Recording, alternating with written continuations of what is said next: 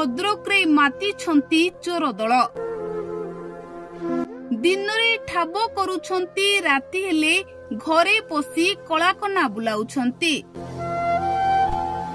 ହୋଇଯାଆନ୍ତୁ ସତର୍କ, ରାତିରେ ରୁହନ୍ତୁ ସାବଧାନ,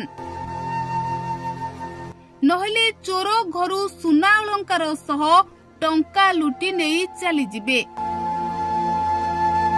କାରଣ ଏମିତି ଏକ ଘଟଣା ଭଦ୍ରକ ଗ୍ରାମାଞ୍ଚଳ ଥାନା ଅନ୍ତର୍ଗତ ଗେଲଟୁଆ ବ୍ରାହ୍ମଣ ସାହିରେ ଘଟିଛି, ଯାହା ଶୁଣିବା ପରେ ସାରା ଅଞ୍ଚଳରେ କୋକୁଆ ଭୟ ସୃଷ୍ଟି ହୋଇଛି। ଅନ୍ଧାର ରାତିରେ ଘରେ ସ୍ୱାମୀ ନଥିବା ବେଳେ ଘରୁ ଚୋର କଳାକନା ବୁଲାଇ ଦେଇଛନ୍ତି। ସ୍ୱାମୀ ରାତ୍ର ଜଗୁଆଳି ଭାବରେ ଅନ୍ୟର ଜିନିଷ ସୁରକ୍ଷିତ ରଖୁଥିବା ବେଳେ ଚୋର ତାଙ୍କ ଘରୁ ଚୋରି କରିଛନ୍ତି।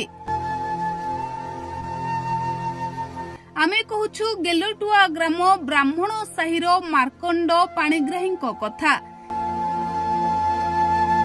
ସେ ରାତ୍ରି ଜଗୁଆଳି ଭାବେ କାର୍ଯ୍ୟରେ ପଳାଇ ଯାଇଥିବା ବେଳେ ଘରେ ତାଙ୍କର ରୋଗିଣା ସ୍ତ୍ରୀ ଓ ଝିଅ ଘରଠାରୁ କିଛି ଦୂରରେ ଥିବା ବନ୍ଧୁ ଘରେ ରାତ୍ରିରେ ରହିଥିଲେ।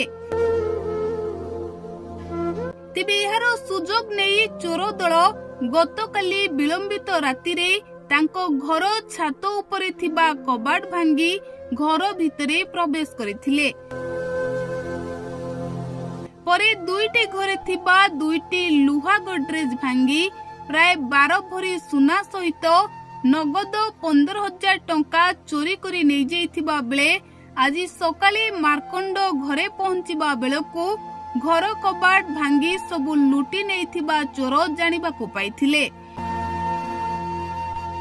ଏନେଇ ଭଦ୍ରକ ଗ୍ରାମାଞ୍ଚଳ ଥାନାରେ ଜଣାଇବା ସହିତ ଘଟଣାସ୍ଥଳରେ ଭଦ୍ରକ ଗ୍ରାମାଞ୍ଚଳ ପୋଲିସ ପହଞ୍ଚି ତଦନ୍ତ ଆରମ୍ଭ କରିଛି। ତେବେ ଏହାକୁ ନେଇ ସାରା ଅଞ୍ଚଳରେ ଲୋକେ ଭୟଭୀତ ଅବସ୍ଥାରେ ରହିଛନ୍ତି। ସେପଟେ ଦେଖିବାକୁ ବାକି ରହିଲା ପୋଲିସ ବାବୁମାନେ ଏହାର ଉପଯୁକ୍ତ ତଦନ୍ତ କରି ଚୋରମାନଙ୍କୁ ଧରିବାରେ କେତେ ଦୂର ସଫଳ ହେବା ସହିତ ଚୋରି ହୋଇଥିବା ପରିବାରକୁ କେଉଁ ପ୍ରକାର ନ୍ୟାୟ ଦେଉଛନ୍ତି।